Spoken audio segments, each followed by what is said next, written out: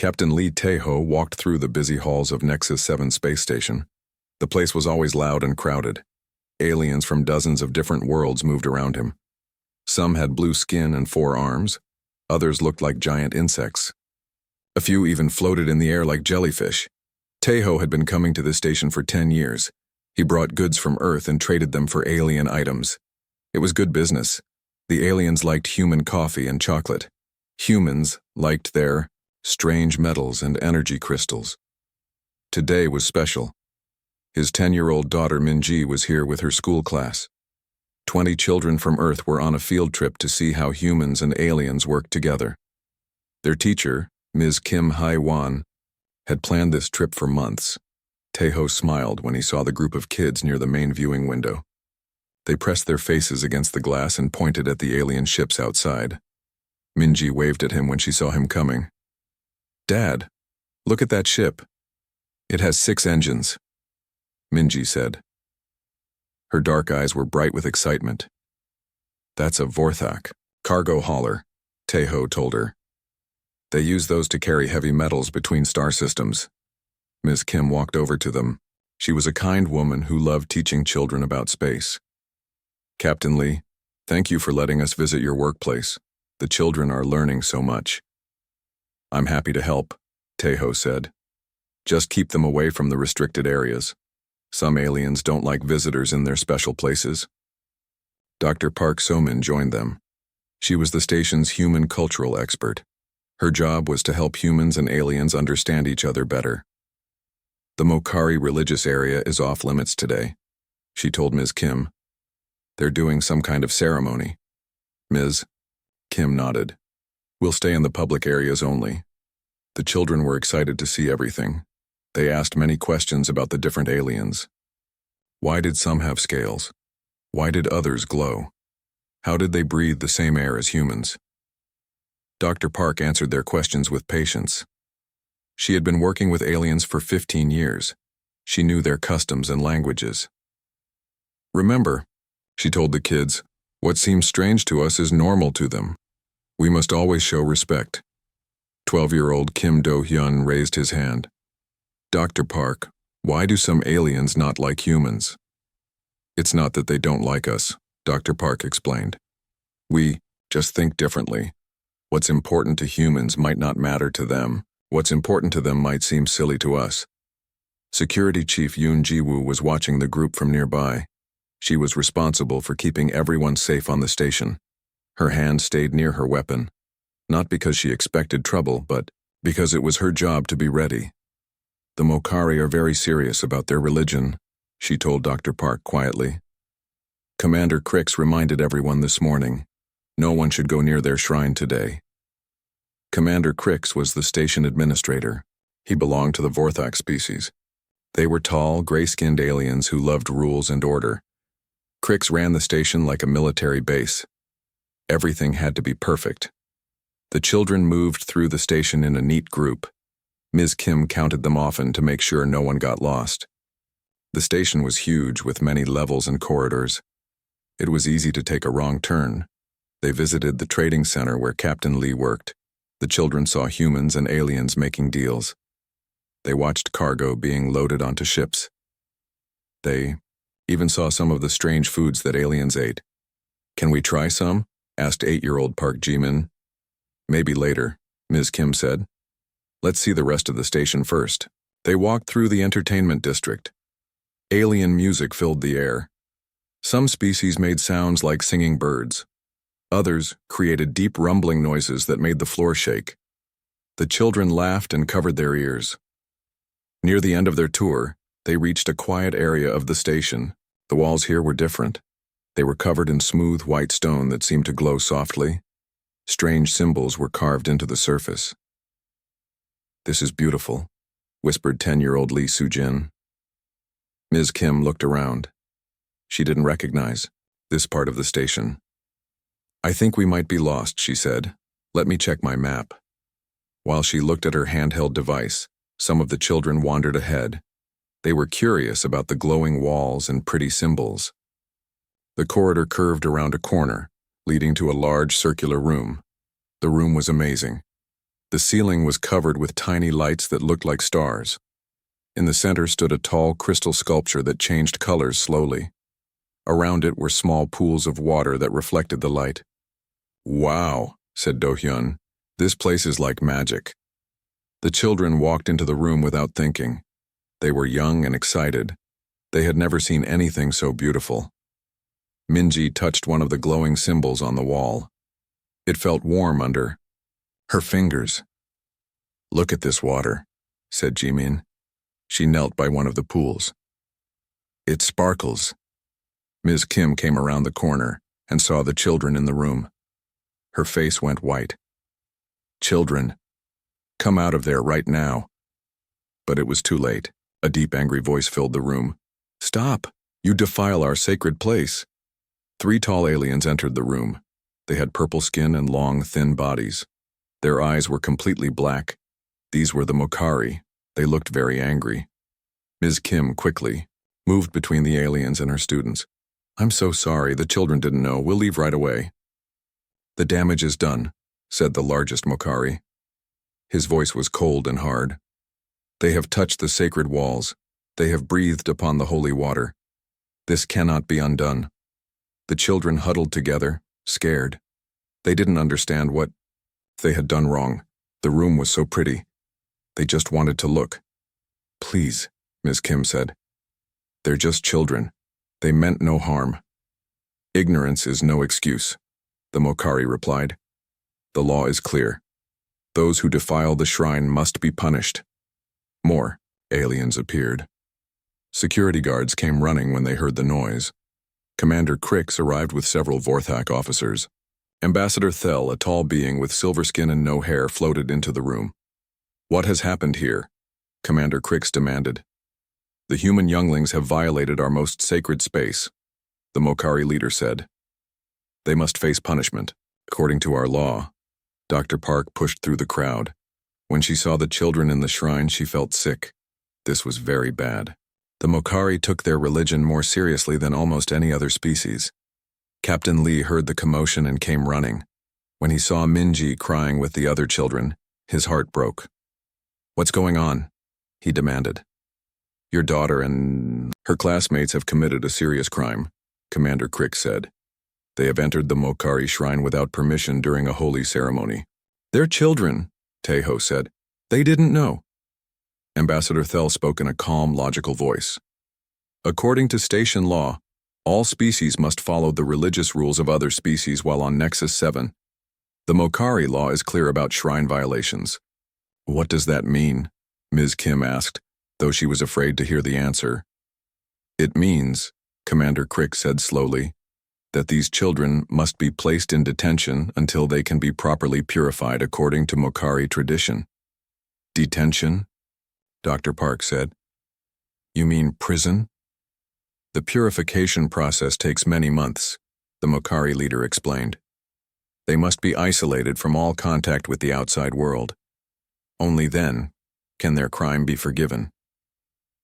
Captain Lee felt his world fall apart.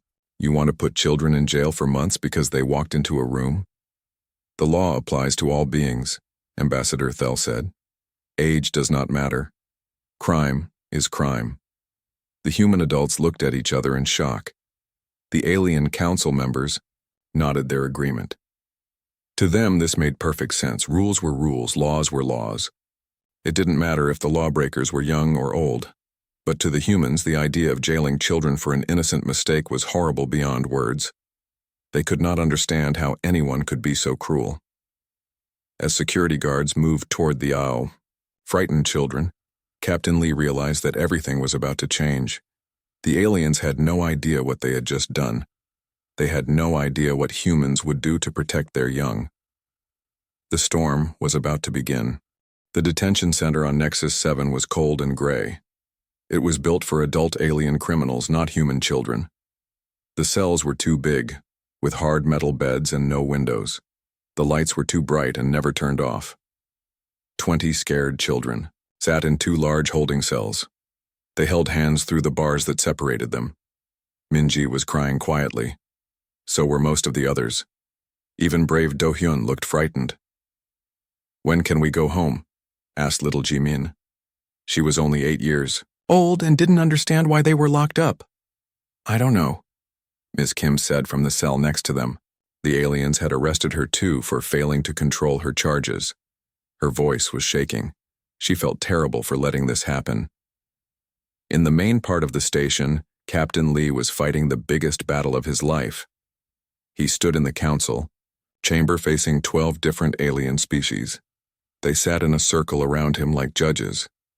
You cannot do this, he said for the 10th time. They are children. They don't understand your laws. Commander Crix looked at him with cold gray eyes. Ignorance of the law is not a defense. This is basic civilization, Captain Lee. Basic civilization? Lee's voice got louder. Basic civilization is protecting children, not throwing them in jail. Ambassador Thel floated higher in the air. Captain, you are being emotional. Logic dictates that all lawbreakers must face consequences. The age of the criminal does not change the crime. Criminal? Lee felt his anger growing. You're calling my 10-year-old daughter a criminal?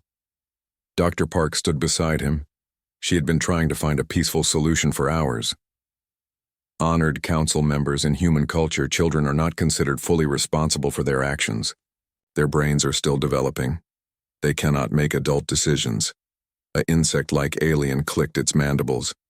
This sounds like a human weakness. All species in the galaxy hold their young accountable for their actions. Not all species, Dr. Park said carefully. The healer species protects their young until they reach maturity. The gentle ones do the same.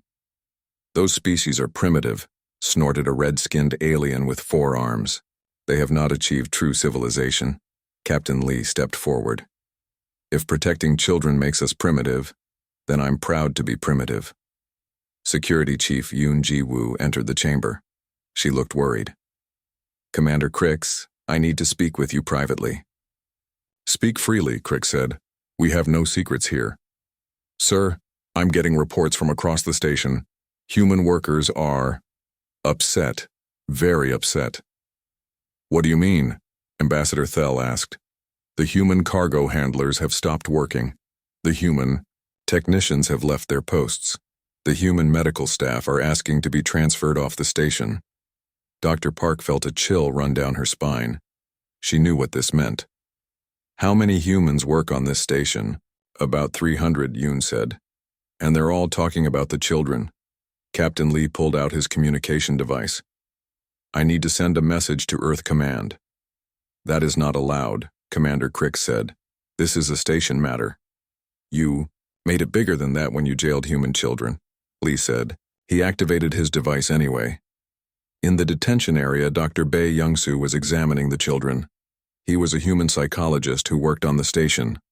The alien guards had let him in to check on the prisoner's health. How are you feeling, Minji? He asked gently. Scared, she whispered. I want my dad. Dr. Bae checked each child. They were all showing signs of stress. Some couldn't stop shaking. Others had stopped talking completely. This is causing serious psychological damage, he told the guards. The alien guard, a tall being with blue skin, didn't understand. They are criminals. Criminals are supposed to be uncomfortable. They're children, Dr. Bae said. Children need comfort and safety to develop properly. Develop into what? Into healthy adults. The guard tilted its head. Are they not already adults? They walk and talk. Dr. Bae realized the problem. Most alien species became adults much faster than humans. They didn't have long childhoods. They didn't understand that human children were different. Meanwhile, Captain Lee's message was spreading through human space like wildfire. He had sent it to Admiral Kong Woo-jin, the commander of the human fleet. The message was simple but powerful. Aliens have jailed 20 human children for walking into the wrong room. They plan to keep them for months. Need help immediately. Admiral Kong was at his headquarters on Mars when he received the message. He read it 3 times to make sure he understood. Then he called his staff together.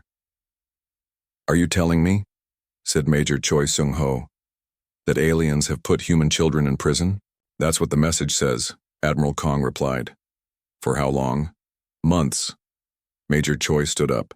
His face was red with anger. Sir, request permission to take my Marines to that station. Permission granted. But Choi, this is a diplomatic situation. We can't just start shooting. I understand, sir. But if they hurt those kids... Admiral Kong nodded. He felt the same way. Every human felt the same way. Children were precious. Children were protected. Anyone who hurt children was an enemy. Captain Nam Soo-jin was commanding a patrol near the outer colonies when she got the news. Her ship, the Soul's Pride, was one of the most powerful in the human fleet. She immediately changed course for Nexus 7. Engineering, I want maximum speed, she ordered. Captain, that will stress the engines, her chief engineer warned. I don't care. There are human children in alien jails. We're going to get them out. All across human space, the reaction was the same. Ship captains changed course. Traders abandoned their routes. Colonists sent angry messages to their governments. The idea of children being jailed was making humans furious. Back on the station, Dr. Park was still trying to negotiate. Please, there must be another way. Community service?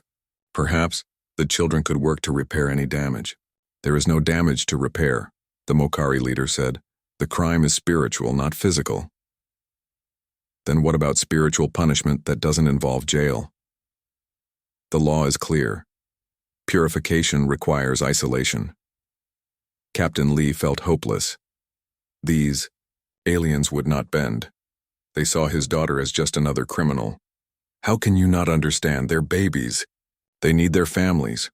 Babies? Ambassador Thel looked confused. They are clearly not infants. They walk and speak. In human terms, they're still babies. They won't be adults for another 10 years. The alien council members looked at each other in surprise. 10 years? Most of their species became adults in weeks or months, not years. This is irrelevant, Commander Crick said finally. The law applies to all beings on this station. In the human quarters of the station, anger was building. Engineer Oh Byung-ho was talking to other human workers. We can't let them do this to kids, he said. What can we do? Asked a human trader. We're outnumbered 100 to 1. Maybe, Oh said. But we know this station better than they think. We built half of it. Dr. Park received a message on her communication device. It was from Earth. Captain Lee, Admiral Kong wants to speak with you. Lee took the device. Admiral Kong's face appeared on the small screen. Captain, I need you to know that help is coming. We're sending ships. How many ships? As many as it takes. In the detention center, the children were getting worse. Some were having nightmares even though they couldn't sleep. Others were getting sick from stress. Do-hyun was trying to keep everyone calm, but even he was scared. Ms. Kim, he whispered through the bars. Are we going to be okay? Ms. Kim wanted to lie and say yes, but she was scared too. I don't know, Do-hyun, but I know your parents love you. All your parents love you. They won't let this happen. She was right. Across the galaxy, humans were mobilizing. Not just the military, but everyone. Merchants, colonists, scientists, workers. The message was spreading. Aliens had jailed human children. To the aliens, this seemed like a small legal matter. They couldn't understand why humans were so upset. After all, crime was crime. Law was law. But humans saw it differently. To humans, this was an attack on the most innocent and helpless members of their species. It was an attack on the future itself. The aliens were about to learn something important about humans. They were about to learn what happened when you threatened human children. As night fell on the station, Captain Lee stood at the viewing window looking out at the stars. Somewhere out there, human ships were coming. Somewhere out there, people who had never met his daughter were angry that she was in jail. He thought about all the times aliens had called humans emotional and illogical. Maybe they were right. Maybe it was illogical to care so much about children. But Captain Lee didn't care about logic. He cared about his daughter, and he was about to show these aliens exactly how dangerous emotional and illogical humans could be. Admiral Kong Woo-jin arrived at Nexus 7 with 5 warships. They were not the biggest ships in the human fleet, but they were enough to make a statement. The Soul's Pride was already there, along with ships from 3 other human captains who had heard the news. Commander Crix watched the human fleet on his screens. He was not worried. The station had defensive systems. The humans wouldn't dare attack a neutral trading post. "Incoming message from the human fleet," his communications officer reported. "Put it on screen." Admiral Kong's face appeared. He was an older man with gray hair and hard eyes. "Commander Crix, I am Admiral Kong of the Earth Fleet. I demand the immediate release of the human children you have imprisoned. Admiral, this is a legal matter under station jurisdiction. You have no authority here." "I have the authority of being human," Kong said, "and humans protect their children. The law is clear. The Mokari religious code must be followed." "Then change the law." Commander Crix almost laughed. "Change the law? Admiral, this station operates under the agreements of 12 species. We cannot simply change laws because one species objects. You can when that species is willing to fight for their children." The connection ended. Commander Crix stared at the empty screen. Surely the humans wouldn't risk a war over this small matter. In the detention center, the children were getting worse. Minji had stopped eating. Little Jimin cried constantly. Even Do-hyun was losing hope. Dr. Bei came to check on them again. What he saw made him angry. "This is child abuse," he told the guards. "They are criminals receiving lawful punishment." The guard replied, "They're babies, look at them." The guard looked. He saw small humans sitting in cells designed for large alien prisoners. But he didn't see babies. His species didn't have long childhoods like humans. To him, if something could walk and talk, it was an adult. "They appear functional," the guard said. Dr. Bei wanted to scream. These aliens didn't understand, they couldn't understand. To them, age meant nothing. Size meant nothing. Only ability to function mattered. On his ship, Admiral Kong was talking to his officers. "What's our tactical situation?" Major Choi studied the scanner readings. "The station has decent defenses, but nothing we can't handle. The problem is all the civilian ships around it. If we attack, innocents could be hurt." "We're not going to attack," Kong said. "Not yet, but I want them to know we could." Captain Nam moved her ship closer to the station. The Soul's Pride was a beautiful vessel, sleek and powerful, but right now it looked threatening as it positioned itself between the station and the nearest trade route. "Captain," her weapons officer said, "I'm reading defensive systems powering up on the station." "Let them power up," Nam replied. "We're not here to attack. We're here to get children out of jail." More human ships were arriving every hour, not just military vessels, but merchant ships, colony transports, even private yachts. The news had spread across human space in record time. Everywhere, humans were responding the same way. Children were in danger and they had to help. Engineer Oh Byung-ho was still on the station. He had been watching the alien security forces carefully. "They're scared," he told the other human workers. "Look at how they're moving. They've never seen humans act like this." "Good," said a human trader. "Maybe they'll release the kids." "I don't think so. These aliens don't understand compromise. They think following rules is more important than doing what's right." Dr. Park was in another emergency council session.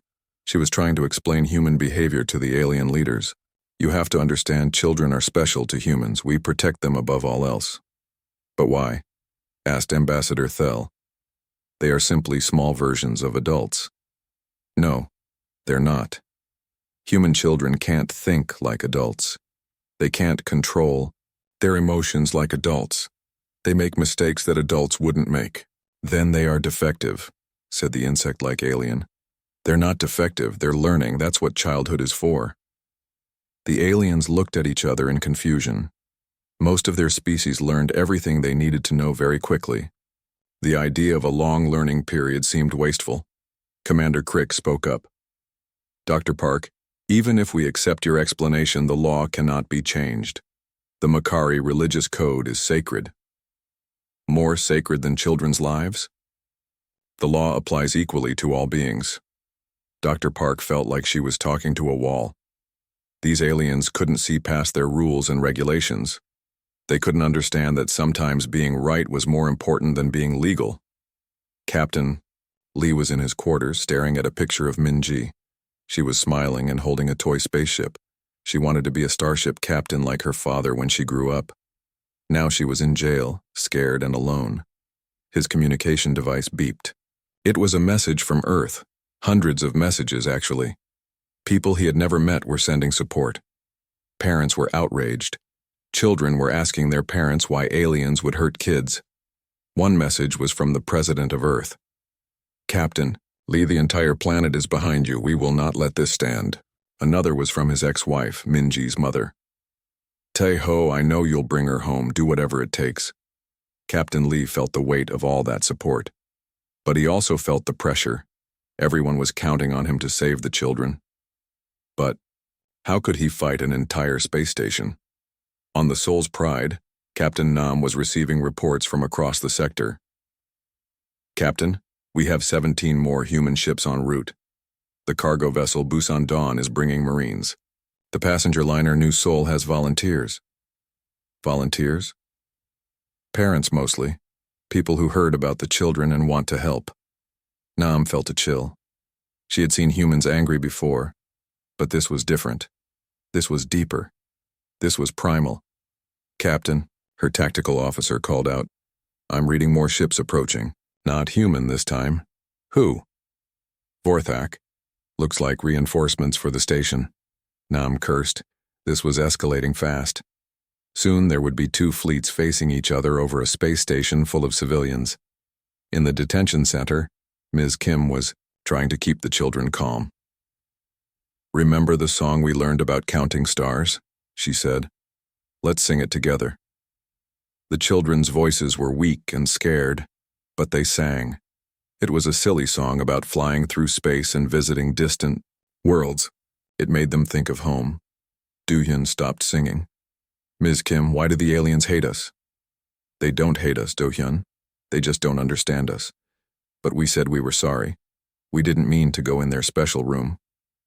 I know. Sometimes sorry isn't enough for grown-ups. They have rules that they think are more important than feelings. That's stupid. Ms. Kim almost smiled. Yes, it is stupid. But sometimes adults do stupid things. Above them in the council chamber, the argument was getting louder. Captain Lee was facing 12 alien species, and he was losing patience. For the last time, he said, they are children. They cannot be held responsible like adults. For the last time, Commander Crix replied, the law makes no distinction based on age. Then your law is wrong. The chamber fell silent. No one had ever said the law was wrong before. Laws were absolute. Laws were perfect. Ambassador Thel floated forward. Captain Lee, you are allowing emotion to cloud your judgment. Laws exist to create order. Without law, there is chaos. Without mercy, there is no justice. Mercy is not logical. Logic isn't everything. The aliens stared at him. To them, logic was everything. Logic was what separated civilized beings from primitive animals. Captain Lee looked around the chamber. You want to know what I think? I think you're all cowards. You're hiding behind laws because you're afraid to do what's right. Commander Crix stood up. His gray face was angry. Captain Lee, you are out of order. Security, escort him from the chamber. No need, Lee said. I'm leaving, but this isn't over. As he walked out, Lee activated his communication device. Admiral Kong, this is Captain Lee. Negotiations have failed. They won't release the children. Copy that, Captain. We're moving to Phase 2. What's Phase 2? We show them what happens when you mess with human children. Outside the station, the human fleet was growing. Ships from across the sector were arriving. Some were military, some were civilian. All were full of humans who were angry about children being jailed. The alien defenders were getting nervous. They had expected the humans to make some noise and then give up. But the humans weren't giving up, they were getting stronger. Ambassador Vel, a representative of the insect-like krill species, tried to mediate. Perhaps we could arrange a compromise. The children could serve their sentence under house arrest instead of in cells. "They're not serving any sentence," Admiral Kong replied. "They're going home." "That is not acceptable to the Mokari." "I don't care what's acceptable to the Mokari." The communication ended. Ambassador Vel realized that the humans were not going to negotiate. They were going to fight. In her cell, Minji was having a nightmare. She dreamed she was lost in the dark, calling for her father. She woke up crying. "Daddy will come," she whispered to herself. Daddy always comes. She was right. Her father was coming.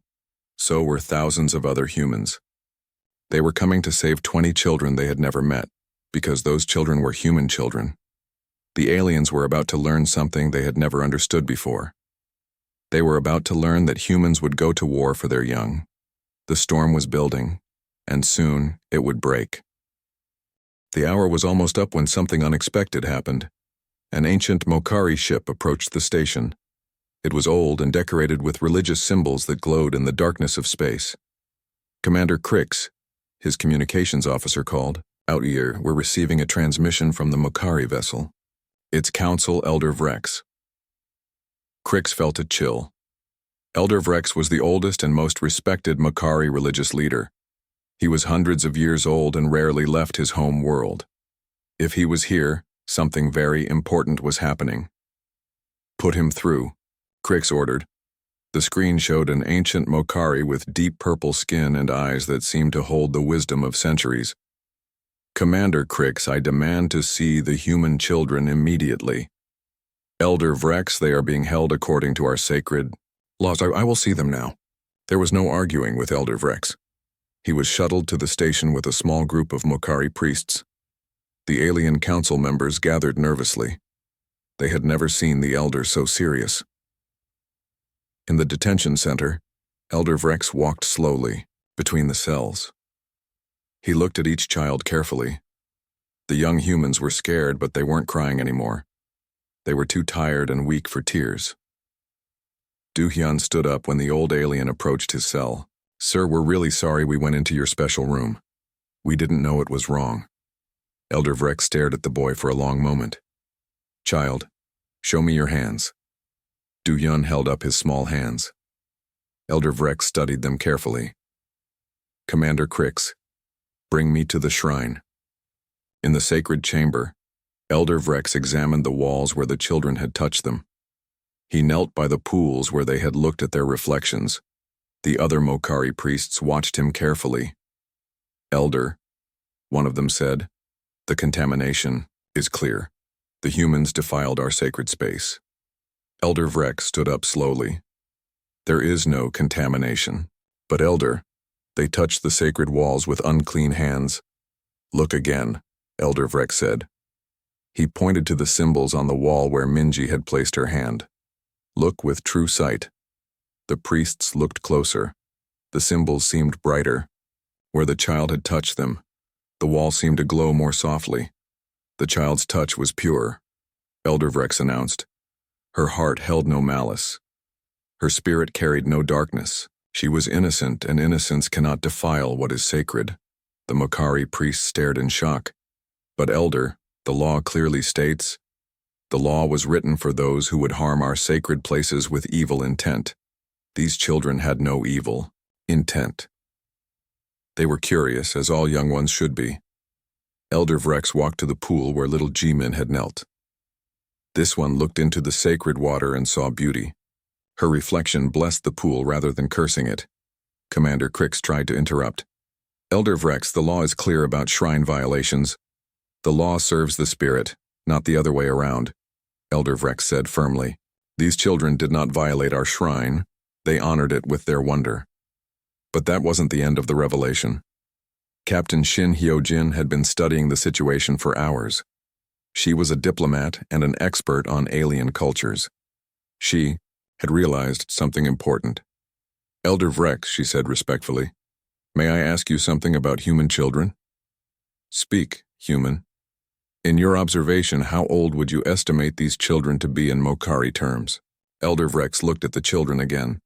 Mokari developed much faster than humans. If they were Mokari, I would say newly hatched, perhaps 1 or 2 cycles old. And would you hold newly hatched Mokari responsible for their actions? The elder's eyes widened. Of course not. The newly hatched cannot understand complex concepts. They act on instinct and curiosity. These human children are the equivalent of newly hatched Mokari. They cannot be held responsible like adults. The revelation spread through the alien council, like wildfire. Professor Lim Dong-min, a human expert on alien development, arrived to explain further. Most alien species reach adult mental capacity within weeks or months of birth, he told the council. Humans are different. Our children take 18 years to fully mature. These children have the mental capacity of infants in your terms. Ambassador Thel looked shocked. You mean they are not capable of understanding complex laws? Exactly. A 10-year-old human cannot think like an adult human. Their brains are still developing. The alien council members looked at each other in horror. They had been treating babies like adults. They had put infants in prison. Dr. Quinn spoke up from the medical bay. I have been treating these children. Their stress responses are identical to infant trauma. You have been torturing babies. Commander Crix felt sick. We did not know. You didn't ask, Captain Lee said. He had been listening from the medical bay where Minji was slowly recovering. You assumed all species were like yours? Elder Vrex was deeply troubled. If these are truly children in human terms, then we have committed a great sin. We have harmed the innocent. The law must be followed, protested the red-skinned alien. The law was written for adults, Elder Vrex replied. It cannot apply to infants. Outside the station, Admiral Kong was preparing to attack when he received an emergency transmission. Admiral, this is Captain Shin. I think we have a breakthrough. What? Kind of breakthrough? The aliens are starting to understand what they've done. Stand by. In the council chamber, Elder Vrex made his final decision. The human children will be released immediately. They are innocent of any crime. But Elder, a Mokari priest protested, what about our laws? Our laws protect the sacred from those who would harm it. Children cannot harm what is sacred. Their innocence protects them. Commander Crix looked around the chamber. If we release them, what precedent does this set? Captain Shin stepped forward. It sets the precedent that children are different from adults. It establishes that age and development matter in determining responsibility. We propose, said Professor Lim, the creation of new galactic laws regarding children. Laws that recognize different species have different maturation rates. Ambassador Thel floated higher. This would require major changes to our legal systems. Yes, Captain Lee said firmly. It would. Because your legal systems are wrong when they treat children like adults. The vote was close, but Elder Vrex's support made the difference. The Alien Council agreed to release the children immediately and to work on new laws protecting young beings across all species. In the detention center, the cell doors opened for the first time in 4 days. The children rushed out crying and laughing at the same time. Do-hyun hugged Ms. Kim. Jimin ran around in circles. We're free! We're free! They shouted. Captain Lee carried Minji from the medical bay. She was weak, but smiling. Daddy, you came for me. Of course I came for you. I'll always come for you. The human fleet outside the station began to disperse, but slowly. Admiral Kong wanted to make sure the children were really safe before he left. Captain Lee, Admiral Kong called. Are your people satisfied with this resolution? Lee looked at his daughter, then at the other children who were hugging their parents via video calls. Yes, Admiral, justice has been served. But the story didn't end there. Elder Vrex approached Captain Lee before leaving. Human, I must ask forgiveness for my people's actions. Elder, you saved my daughter. You have nothing to apologize for. We do. We harmed children through ignorance. That is unforgivable. You learned from your mistake, that's what matters. Elder Vrex nodded slowly. We will remember this lesson. Children are sacred to all species, not just humans. Dr. Park worked with Professor Lim to establish the new protocols. The Nexus 7 protocols became the foundation for galactic child protection laws. Never again would young beings be treated as adults in legal matters. Captain Shin documented everything for the galactic record. The Nexus 7 incident became required study for all diplomats and legal officials.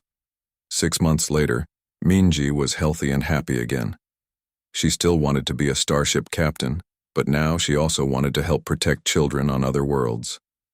"Daddy," she asked one day, "why didn't the aliens understand that we were kids?" "Because they grew up differently than us," Lee explained. "But they learned. Sometimes adults need to learn new things, just like children do." Do-hyun became a youth ambassador to the Galactic Council. He spoke about children's rights and helped other species understand human development.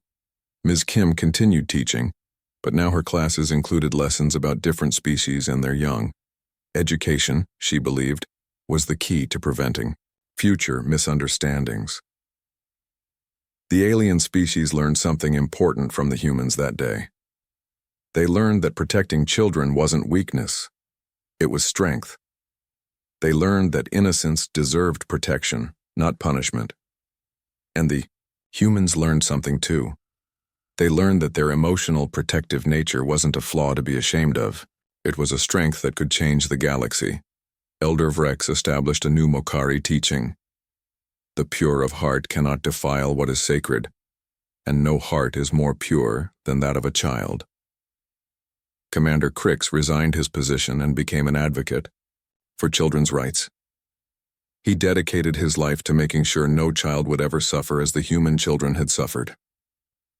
Years later, when Minji became a starship captain like her father, she commanded a ship called the Nexus Hope.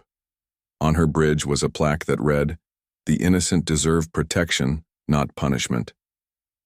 The galaxy was a better place because 20 human children had gotten lost and walked into the wrong room.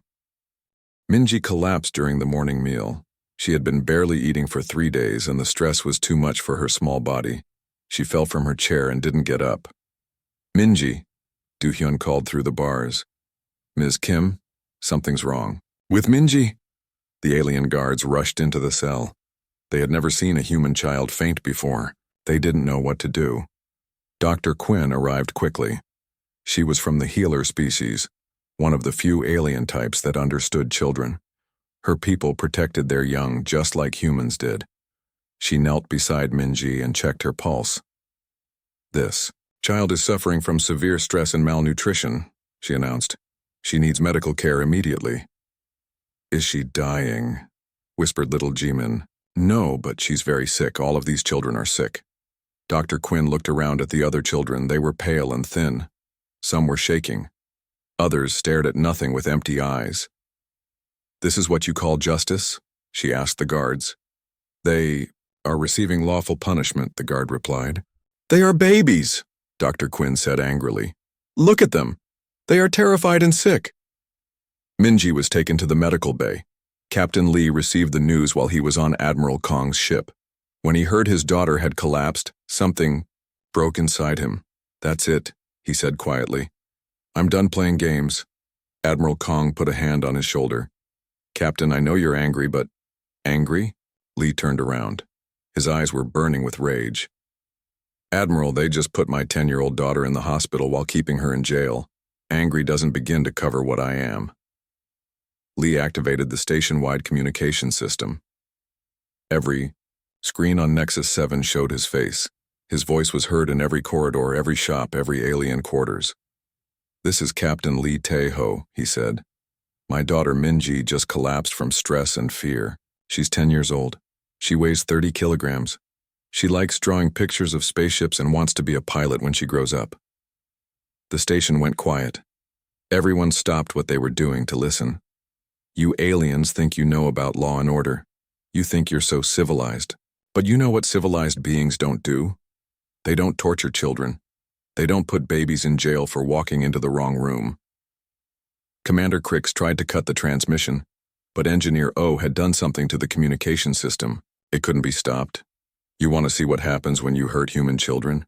You're about to find out. We gave you a chance to do the right thing. You chose to hide behind your precious laws instead. The transmission ended. Across the station, aliens looked at each other nervously. The human's voice had been calm, but there was something terrifying underneath it. On the Soul's Pride, Captain Nam was preparing for action. All departments report status. Weapons ready, came the reply. Shields up, Marines standing by. Major Choi was on the flagship with Admiral Kong. His soldiers were ready to board the station and take the children, by force. Sir, give the word and we'll get those kids out. Not yet, Kong said, but soon. Lieutenant Han Sang-wook was monitoring alien communications. Admiral, I'm picking up chatter from the alien ships. They're getting scared. Good. They should be scared. More. Human ships were arriving every hour. The news had spread beyond the local sector now. Humans from across the galaxy were coming. Some were traveling for weeks just to be here. Captain Shin Hyo-jin arrived with a diplomatic ship, but she wasn't here to negotiate. She was here to document what the aliens had done. The galaxy needed to know that aliens had jailed human children. In the medical bay, Dr. Quinn was treating Minji. The girl was awake but very weak. I want my daddy, she whispered. I know, little one. He's coming. Dr. Quinn had never seen human children before. She was amazed at how small and fragile they were. Her own species' young were much stronger. How long do human children stay dependent on their parents? She asked Dr. Bay. Until they're 18 years old, sometimes longer. 18? But this one is only 10? That's right. She's still a baby in human terms. Dr. Quinn felt sick. These aliens were torturing babies, children who needed their parents to survive. In the detention center, the other children were asking about Minji. Will she be okay? Do-hyun asked Ms. Kim. I hope so, Ms. Kim said. But she was worried too. All the children were getting weaker every day. Commander Crix called another emergency council meeting. The alien leaders were finally starting to understand how serious this was. The humans have 23 ships surrounding our station, he reported. So, we have defensive systems, said the red-skinned alien. They also have support ships bringing supplies and reinforcements, and more arrive every few hours. Ambassador, Thel was studying the reports. This is not logical behavior. Why would so many humans risk war over such a small matter? It's not small to them, said Dr. Park. She had been trying to explain human behavior for days. Children are everything to humans. They will die to protect children. That makes no sense, said the insect-like alien. Individual survival should come before group survival. Not for humans. The group survives through its children. Protecting children is protecting the future. The Makari leader spoke up. The law cannot be changed. Our religious codes are sacred. Your religious codes are about to start a war, Doctor. Park warned. Outside the station, Admiral Kong was receiving reports from his scouts. Admiral, we've identified 17 more human ships en route, including 3 heavy cruisers. From where? All over. The colony worlds, the mining stations, even some from the core systems near Earth. Kong realized what was happening. This wasn't just a local response anymore. This was becoming a human crusade. Parents across the galaxy were coming to save children they had never met. Sir, Lieutenant Han called out, I'm picking up a transmission from Earth Command. Admiral Park Jun-ho appeared on the main screen. He was the supreme commander of all human military forces. Admiral Kong, I'm sending you everything I can spare. What's the situation? We have children in alien jail, sir. The aliens refuse to release them. Then we take them out. Sir, that could start an interstellar war. Admiral Park's face was hard. Son, if these aliens think they can jail human children without consequences, they need to learn otherwise. In the detention center, Do-hyun was trying to keep the other children calm, but he was only 12 years old and he was scared too. Maybe we really did do something wrong, he said to Ms. Kim. No, Ms. Kim said firmly. You did nothing wrong. You're children. Children are supposed to explore and be curious. These aliens don't understand that. Why don't they understand? Because they're different from us. Their children grow up fast. They don't remember what it's like to be young and make mistakes. Do-hyun was quiet for a moment. Ms. Kim, are we going to die here? Ms. Kim felt her heart break. No, Do-hyun, your parents are coming. All your parents are coming. She was right. Across the galaxy, human parents were mobilizing. Not just the military, but everyone. Mothers and fathers who heard about children in jail were dropping everything to help. Engineer O was working on the station's systems. He had been sabotaging them slowly, carefully. Power failures in the detention center. Problems with the alien communication systems. Nothing dangerous, but enough to cause trouble. The humans are doing something to our infrastructure. A Vorthak technician reported to Commander Crix. What kind of something? Small things. System failures. Equipment malfunctions. But it's everywhere. Crix realized that the humans weren't just outside the station. They were inside too, and they were fighting back. Captain Lee received permission to visit Minji in the medical bay. When he saw his daughter lying in the hospital bed, pale and weak, he felt his control snap. You did this, he said to the alien guard. You did this to a 10-year-old girl? She is receiving proper medical care, the guard replied. She's receiving medical care because you made her sick. She's in the hospital because you put a child in jail. Lee activated his communication device. Admiral Kong, this is Captain Lee. I just saw my daughter. She looks like she's dying. Copy that, Captain. We're done waiting. Admiral Kong opened a channel to all human ships. This is Admiral Kong to all vessels. The aliens have hospitalized a human child while keeping her imprisoned. We will not allow this to continue. He switched to the station's communication frequency. Commander Crix, this is your final warning. Release the children immediately, or we will take them. Admiral, you cannot threaten a neutral station. I'm not threatening anything. I'm telling you what's going to happen. You have 1 hour to release those children. After that, we're coming to get them. The communication ended. On the station, aliens looked at each other with fear. The humans had ships, weapons, and something the aliens were just beginning to understand.